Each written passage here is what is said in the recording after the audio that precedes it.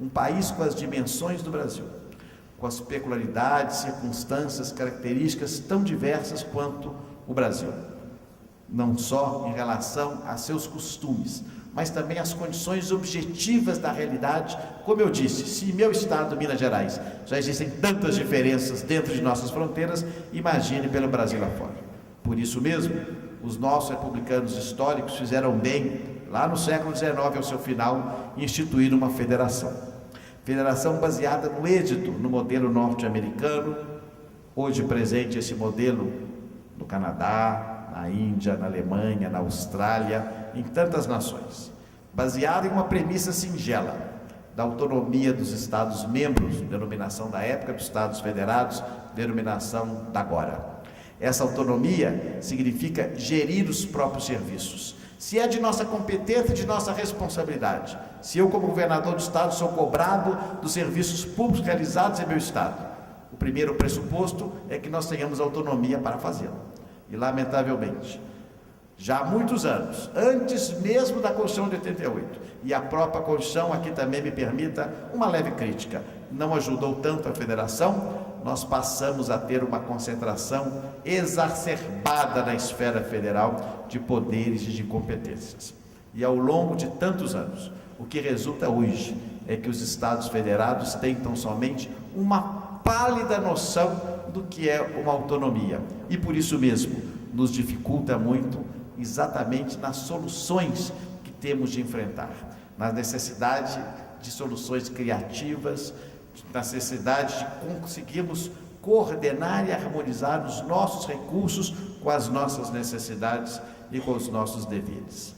A questão federativa, talvez, de pouca compreensão para a população em geral, mas fundamental em uma audiência com tal seletividade como essa que agora vos falo, ela é fundamental para o desenvolvimento pleno do Brasil, porque não será jamais com concentração na esfera federal, e não me refiro só ao executivo, mas também ao legislativo e ao judiciário, que nós vamos conseguir ter serviços públicos de qualidade em um país com a dimensão e a distinção do Brasil.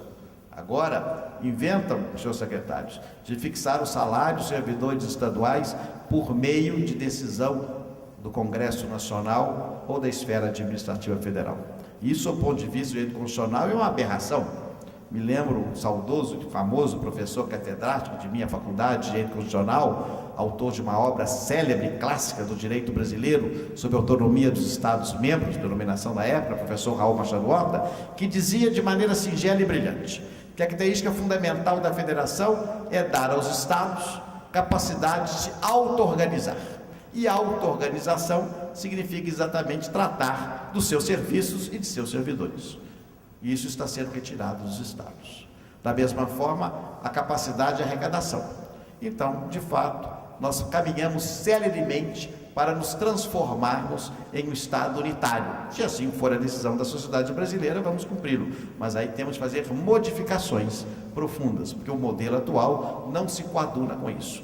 Portanto, é um tema que necessariamente terá de ser debatido e que viceja ao lado da questão do empreendedorismo, da gestão pública, como um tema relevantíssimo, que é o tema da federação. Portanto, senhor presidente, senhores secretários, acredito que as experiências que tivemos em Minas Gerais, que as toquei aqui a voo de pássaro, do seu ponto de vista concreto, acho que seria despiciando ressaltar todos os casos que nós ali realizamos, mas muito mais como conjunto da obra.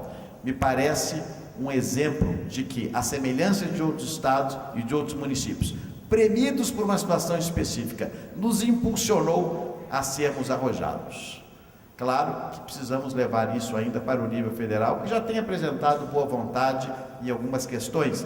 O convite do Dr. Gerdau, por exemplo, para a Câmara de Competitividade, é um belíssimo exemplo, na medida que ele foi grande entusiasta das reformas em diversos estados da federação, e a própria preocupação que sabemos que tem a senhora Presidente da República com o tema da gestão pública, o que é imprescindível, porque a vontade política é o primeiro passo para fazê-lo e por isso deve ser louvada. Mas precisamos avançar mais e permitir que os estados respirem, que os municípios respirem e que possam de fato inovar, porque nós percebemos nos últimos anos que as grandes ideias na gestão pública, as inovações da administração pública, na prática, decorreram exatamente do que aconteceu no ambiente dos Estados Federados. Mas precisamos mais, porque o cidadão brasileiro está a nos cobrar permanentemente melhoria dos serviços públicos. E é claro que a criatividade, dizíamos há pouco, tem limite, mas o limite esbarra na nossa autonomia.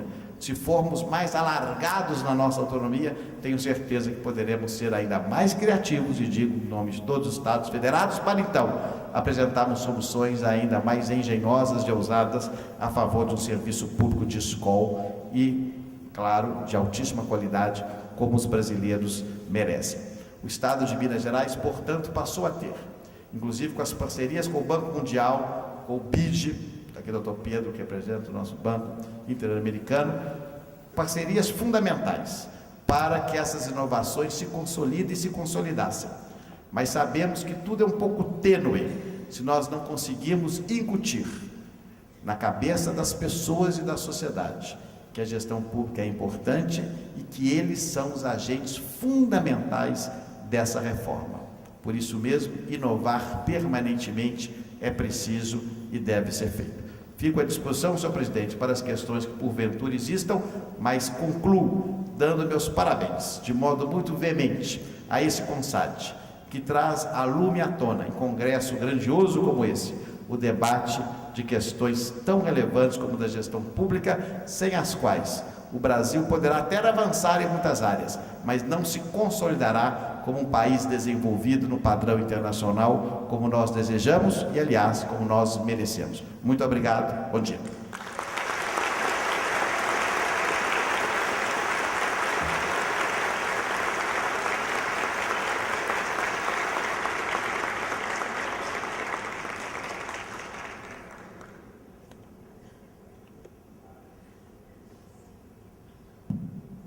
Bom, governador, muito obrigado pelas suas considerações iniciais, a sua apresentação.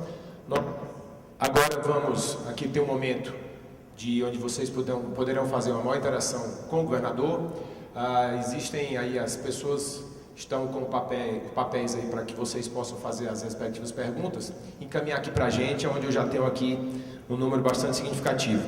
Governador, antes de fazer aqui a primeira leitura, eu gostaria, dentre vários aspectos relevantes que o senhor colocou na sua apresentação, apenas destacar que ontem, aqui no momento da abertura do nosso congresso, um dos eixos que nós colocamos como sendo importantíssimos e fundamentais é exatamente aliarmos o componente técnico com o componente político.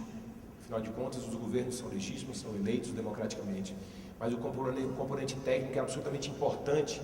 E eu tenho a impressão que o senhor demonstrou aqui ao longo da sua explanação que o senhor alia isso com muito maestria, o aspecto técnico e o aspecto político, com harmonia, com uma sintonia bastante relevante e importante para a gestão pública.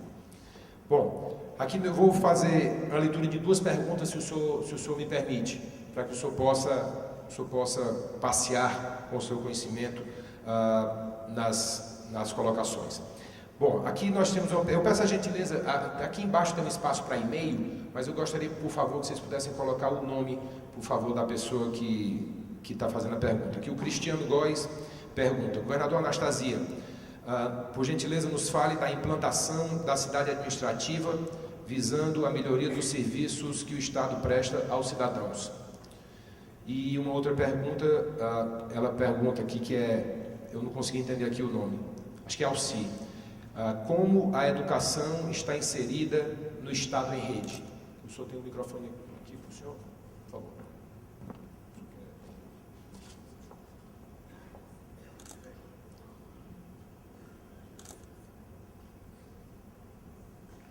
Agradeço as perguntas e queria cumprimentar o presidente também pelo seu estilo elegante de falar, dizendo que eu vou passear pelas questões. Aliás, quando eu cheguei aqui, e agradeço aí a referência à pontualidade, de fato é uma mania que tenho, e cheguei um pouco mais cedo, ficamos conversando, e aí perguntaram se já podia começar. Aí pedi um assessor para ver, e depois me disse assim: já temos um fluxo considerável. Então, é uma forma elegante sempre de se exprimir, a qual eu louvo e cumprimento. Então, a primeira pergunta se trata da questão da cidade administrativa. A cidade administrativa foi uma grande aposta do governador Aécio Neves. Quando o governo começou em 2013, nós tínhamos a necessidade de reduzir os projetos em função do Estado a um número que fosse razoável, que fosse execuível. E elencamos 30 projetos. Entre esses projetos, havia um projeto cultural, que era dar uma dimensão cultural à Praça da Liberdade. Muitos aqui, acho que a maioria certamente conhece Belo Horizonte, nossa capital, onde estão concentrados os prédios históricos, quando a cidade foi construída para ser a capital do Estado, já que foi a primeira cidade planejada do Brasil de 1897. Como os prédios, 2 já estavam desocupados e toda a administração estava esquartejada em diversos prédios, muitos dos quais alugados pela capital, surgiu em razão desses 30 projetos, em razão do projeto do Circuito Cultural, uma opção de se criar um centro administrativo, nome da época, para congregar todos os serviços, aliás, como diversos estados já o têm. O governador Aécio apostou nessa decisão, nesse novo projeto, que se tornou quase como um projeto síntese de todos os demais, na medida em que não só ele atingiria o duplo planejamento de modo perfeito, ele representaria a redução de despesas, de aluguéis, de locomoção, de instalações, de otimização de serviços, como também, é claro, ele traria subjetivamente um grande valor agregado à administração, não só de conforto e funcionalidade aos servidores, mas em especial de melhoria do processo decisório em razão da proximidade, da celeridade das coisas. E assim foi construído, meu caro presidente, uma cidade que recebeu o nome então de cidade administrativa pela sua dimensão, já que lá trabalham mais de 16 mil pessoas, são prédios muito grandes, são 300 mil metros de área construída, é o maior, a sede do governo, que é o Palácio Tiradentes, é o maior prédio em mão livre do mundo, são 147 metros suspensos, e de fato é uma grande ousadia arquitetônica. E mais do que tudo, em razão da localização em que foi colocado, a cidade administrativa serviu e muito para mudar o eixo do desenvolvimento econômico da região metropolitana, levando, juntamente com outras obras, como a linha verde e a revitalização do aeroporto nacional, para o seu vetor norte, até então menos desenvolvido. Então, por todos esses aspectos, a construção da cidade administrativa incluiu-se de modo muito positivo no planejamento do Estado. A segunda pergunta já trata do Estado em rede, como está a educação. A educação é o pilar fundamental, porque a ideia do Estado em rede pressupõe, como eu disse há pouco, a participação efetiva da sociedade. E aonde, se eu fizer uma pergunta aqui, aonde a sociedade está mais presente? Qual é o organismo em que todos estão presentes? Na escola, porque a escola reúne todas as famílias de uma forma ou de outra. Então, naturalmente, as escolas representam de modo atomizado e extremamente capilar uma rede física e institucional apta a ser um veículo fundamental para a escola em rede. Por isso, reequipar as escolas. É bom lembrar que nós tínhamos, por exemplo, meu caro presidente, em 2003, a secretária Renata gosta muito desse número, cerca de 1.000 escolas em Minas Gerais, das 4.000 que temos do Estado, que não tinham energia elétrica naquela época, não é? Muitas não tinham saneamento, não tinham água. Então, isso tudo foi sendo restabelecido ao longo dos anos. Então, é evidentemente que as escolas são fundamentais, são a porta de entrada dessas demandas. A educação é a porta fundamental do Brasil, porque sem ela nós não vamos avante. É o que acontece, por exemplo, para olhar Singapura, Coreia. Lamento que a sociedade brasileira não tenha, como esses países, uma participação mais efetiva da família nas questões de educação, o que certamente, se nós tivéssemos um passo avante nesse caso, nós teríamos uma avaliação melhor na área da educação e que tem que ser completamente modificada também nos seus cânones, porque nós estamos hoje com métodos da educação que refletem um pouco o passado e não as necessidades do mundo moderno. Mas no Estado em rede, ela é o veículo principal, exatamente pela possibilidade de inclusão que ela dá, porque é da legitimidade dos pais e mestres, mas também é a sua rede de expressão. Obrigado, governador. Outras duas perguntas. Eu não consegui entender aqui o nome da pessoa. Mas, governador, o senhor acredita que o momento que o Brasil vive é propício para receber como a Copa 2014, enquanto há carências nos serviços de saúde, segurança, educação e etc? E a segunda pergunta diz respeito... Bom, pergunta exatamente aqui... Não era unificada. o famoso rei Ludwig, protetor inclusive de Wagner. E ele enlouqueceu e construiu diversos castelos, castelos caríssimos, e que levaram à ruína o tesouro, quase à ruína, o tesouro do reino da Baviera. Então, os ministros reuniram e resolveram fazer o impeachment naquele tempo do soberano. Ele foi afastado do trono, acusado de ser perdulário, pródigo, desbanjar os recursos públicos. Depois teve um fim trágico, coitado, morreu afogado, ninguém sabe se foi suicídio ou assassinato. Mas decorridos 100 anos, hoje a maior fonte de renda do estado da Baviera são os castelos do rei Ludwig, em razão do turismo que lá ocorre. A Copa do Mundo é fundamental para o Brasil para dar uma dimensão, claro que eu estou exagerando, por exemplo, para dar uma dimensão internacional ao país. Nós percebemos que grandes eventos internacionais não só geram e trazem riqueza, mas colocam o país em patamar internacional de reconhecimento, que é muito bom.